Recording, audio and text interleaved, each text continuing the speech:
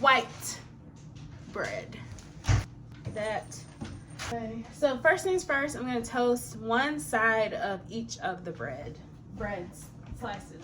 See, that's fine. Yeah, don't overthink it.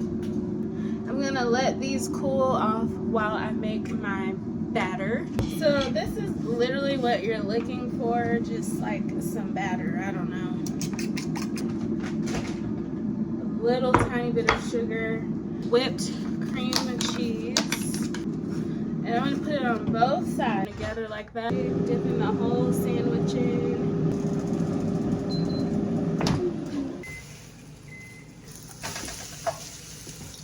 We'll show y'all a cross section when we're done.